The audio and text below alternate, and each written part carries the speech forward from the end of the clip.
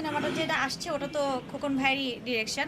তো খোকন ভাই কিন্তু এভাবে বলতেছিল, সে এত খ্যাত মান এবং এত বড় একজন ডিরেক্টর হয়ে বলতেছে যে আমি বুঝতে পারিনি। ইভেন তো নট অনলি খোকন ভাই, আমার আমার যারা রিলেটিভ আছে, আমার কাছের যারা আছে, ইভেন তো তোমরা যারা আছো, ছোট ভাইরা বড় ভাইরা যারা আছেন, কেউ বুঝতে পারে নাই যেটা কাজ নাকি এটা আমাদের ফটোশুট নাকি সত্যিকারে আমরা মানে নতুন কোনো জুটিতে বেঁধে গেলাম।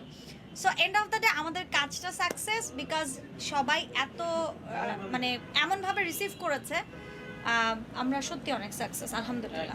আসলে জীবন চলতে গেলে হোঁচট আমরা খাবো, এটাই আমাদের জীবন, এটাই বাস্তবতা। আর বাস্তবতা নিয়ে জীবনকে ঘেরা। এখন চলতে গেলে তো ভালো খারাপ সব মানুষই পড়ে। এখন মানুষের মনের ভেতরে ঢুকা তো আমাদের পক্ষে সম্ভব না, তাই না?